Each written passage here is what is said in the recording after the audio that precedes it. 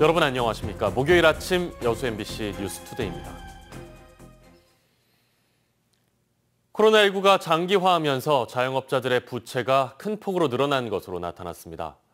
한국은행 광주 전남 본부에 따르면 2분기 말을 기준으로 광주 전남 지역 자영업자의 대출 규모는 38조 5천억 원으로 코로나 발생 전인 2019년 말 29조 1천억 원에 비해 9조 3천억 원이 증가했습니다. 특히 코로나19 영향으로 매출 부진이 심화된 숙박업과 음식업 등 대면 서비스 업종의 대출이 큰 폭으로 늘었습니다. 한국은행은 금융 지원이 종료되고 시중 대출 금리가 상승할 경우 취약한 자영업자를 중심으로 채무 상환에 문제가 생길 수 있다고 우려했습니다. 전라남도가 겨울철 한파로 인한 한랭 질환에 대비해 내년 2월까지 3개월 동안 환자 발생 정보를 공유하는 한랭 질환 응급실 감시 체계에 들어갑니다.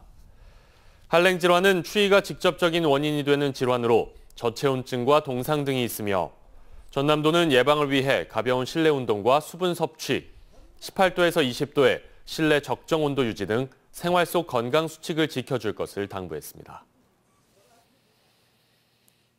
여수세계 박람회장을 항만공사가 공공 개발하는 것을 골자로 하는 법안이 조만간 국회 농해수위에서 다뤄집니다.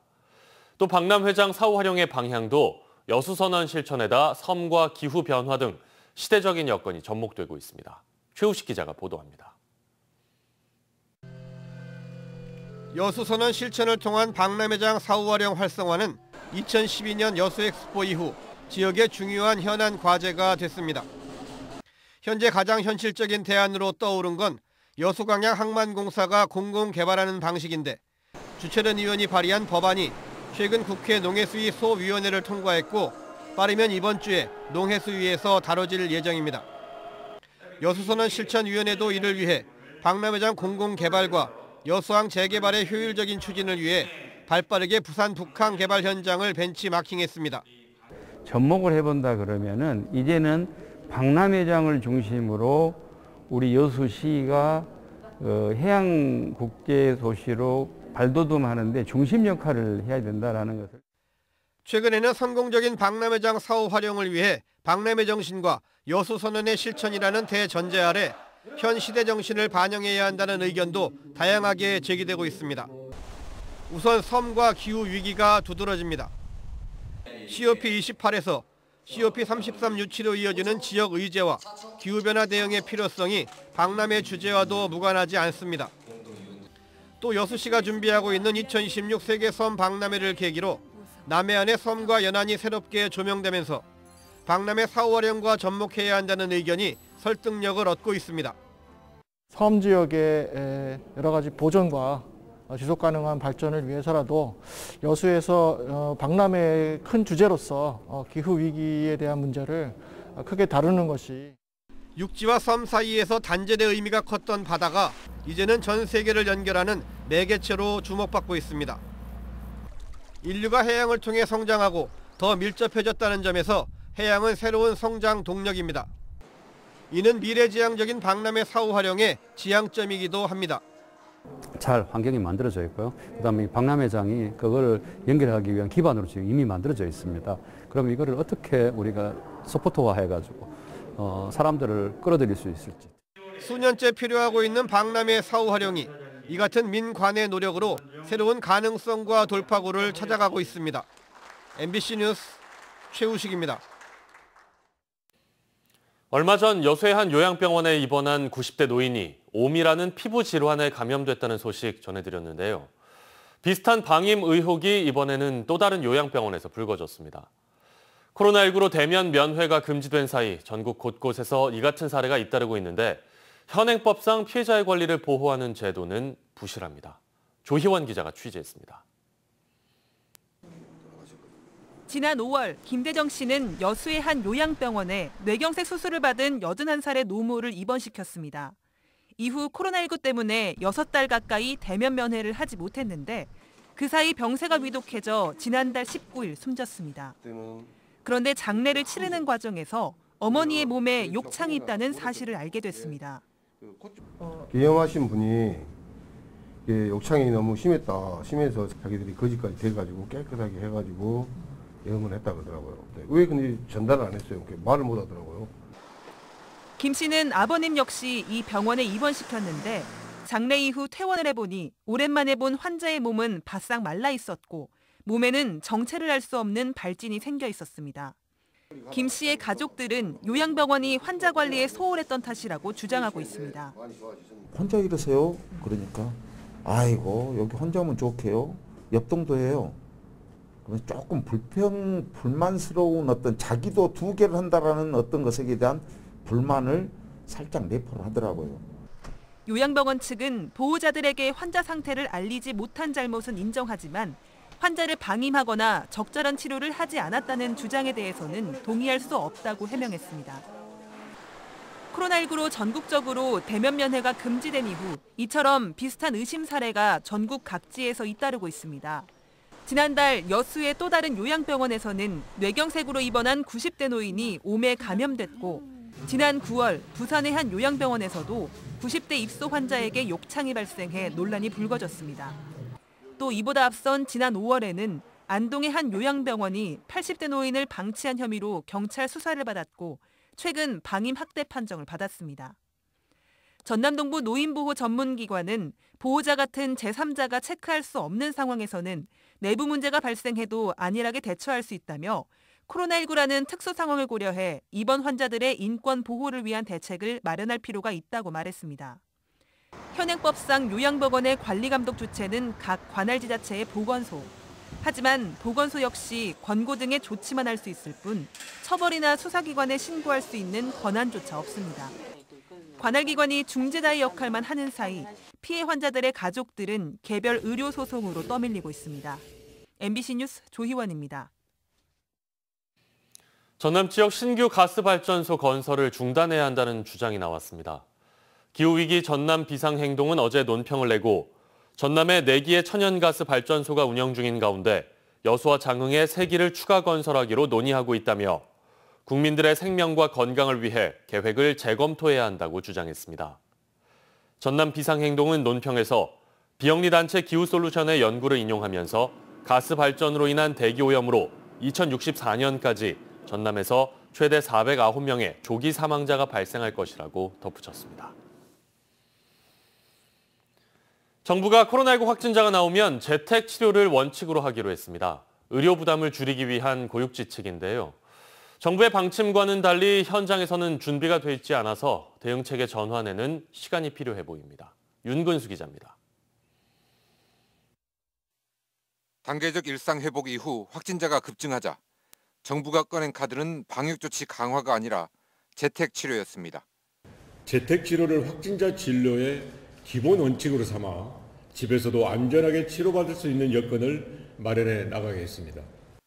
확진자 증가로 병상 가동률이 높아지면서 의료 대응 능력이 한계에 다다르자 내놓은 고육지책의 성격이 있습니다. 하지만 정부 방침이 발표된 이후 광주에서 재택치료에 들어간 확진자는 4명뿐입니다. 우선은 수도권과는 달리 광주의 경우는 병상에 여유가 있기 때문입니다. 현재 우리 시 병상 가동률은 70% 정도로 비교적 안정적이지만 확진자가 계속 증가하고 있어 후속 대책 마련이 필요한 실정입니다. 재택치료로 전환할 준비도 아직은 부족합니다. 재택치료에 들어갈 확진자들의 건강을 관리할 협력병원이 4곳 지정돼 있지만 여기서 감당할 수 있는 확진자는 최대 170명. 일주일도 안 돼서 한계에 다다를 수밖에 없습니다. 2-3개 더 지정을 하고 향후에 더 이렇게 환자 발생 추이를 봐서 이렇게 더 지정을 할 필요 있으면 지정을 해야 될 것 같아요. 재택치료 중 진료를 받거나 입원할 수 있는 단기 외래 진료센터는 한 곳도 없습니다. 또 응급 상황에 대비한 이송 시스템이나 확진자와 동거인들의 격리 관리 시스템도 아직은 정비되지 않았습니다. 이 같은 문제점들이 제기되자 정부는 자치단체의 재택치료 준비 상황을 긴급 점검하기로 했습니다. MBC 뉴스 윤무수입니다. 여수시가 추진하는 소재지구 택지 개발 사업의 1차분 공사가 이달 말 준공됩니다. 여수시는 지난 4월에 착공한 소재지구 택지 개발 사업과 관련해 가설 울타리와 성면, 건물 철거 등 23억여 원이 투자된 1차분 공사가 오는 23일 준공될 예정이라고 밝혔습니다. 여수시는 다음 달 토공 위주의 2차분 공사에 들어갈 예정인 가운데 오는 2024년 완공을 목표로 총 사업비 2,150억 원을 들여 소호동 소재마을 일원 41만 8천 제곱미터 부지에 3,100여 세대 규모의 택지 개발 사업에 나설 계획입니다.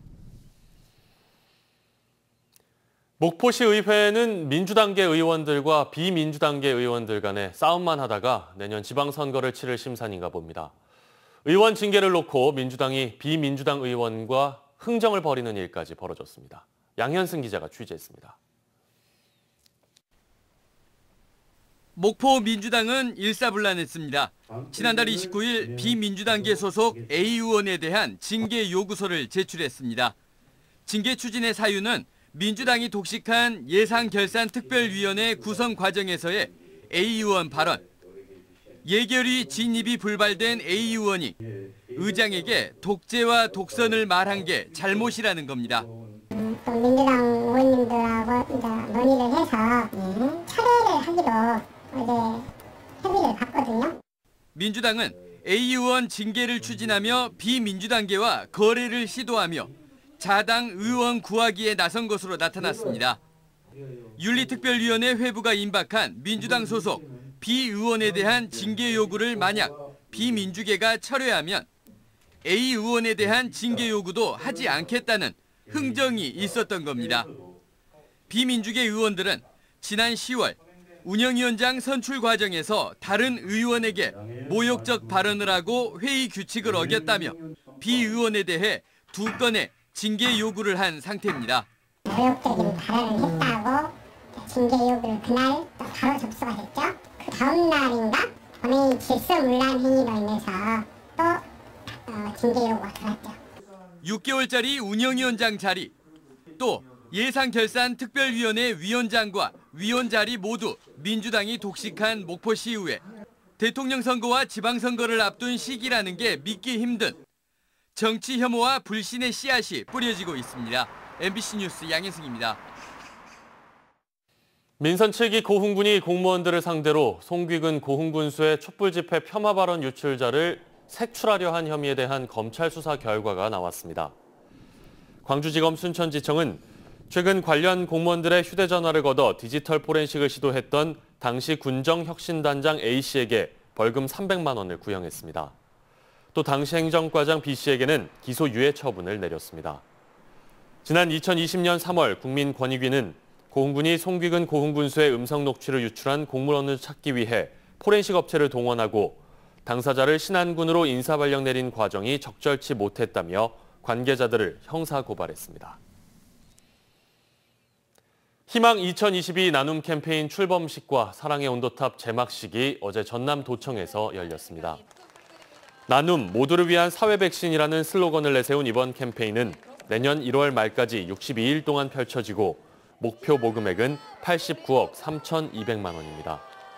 저희 여수 MBC에서도 광주은행과 농협개조화를 통해 나눔 캠페인 성금을 접수합니다. 여러분의 많은 참여 부탁드립니다. 다음 뉴스입니다. 여수 광양항의 지난 10월 물동량이 크게 증가한 것으로 나타났습니다. 해양수산부에 따르면 지난 10월 말 기준 여수 광양항의 물동량은 지난해 같은 기간에 비해 15.7% 늘어난 2,429만 톤에 이르고 있습니다. 이 같은 물동량 증가세는 전체 물동량 가운데 중국과 미국 수출입 물동량이 지난해에 비해 20% 가까이 늘어난 20피트 컨테이너 기준 20만 3천여 개를 기록한 데 따른 것으로 분석됩니다. 오는 2050년까지 여수 광양항이 탄소 중립 항만으로 전환됩니다. 여수 광양 항만공사는 3대 핵심 전략 8개 세부 과제를 선정해 오는 2050년까지 여수 광양항을 탄소 중립 항만으로 구축해 나갈 예정입니다. 또 탄소 중립을 위한 연관 산업 유치와 친환경 에너지 산업 집적화를 위해 오는 2040년까지 배후 부지 1,960여만 제곱미터를 추가로 확보하는 등 여수 광양항을 탄소 중립의 국내 표준 모델로 선도해 나가도록 추진할 계획입니다. 이달부터 고농도 미세먼지 비상저감 조치 발령 시 저공해 조치를 시행하지 않은 배출가스 5등급 차량의 운행이 제한됩니다. 고농도 미세먼지 비상저감 조치는 당일 초미세먼지 평균 농도와 다음 날 예측 농도에 따라 발령되고 5등급 차량의 경우 당일 오전 6시부터 밤 9시까지 운행이 제한됩니다. 위반 차량에는 과태료 10만 원이 부과되고 지자체마다 조건과 제외 대상이 달라 타 지역 이동 시 자동차 배출가스 등급제 누리집을 통해 확인해야 합니다. 코로나19로 운영이 중단됐던 여수 봉황산 자연휴양림이 내년 1월 1일부터 운영을 재개합니다.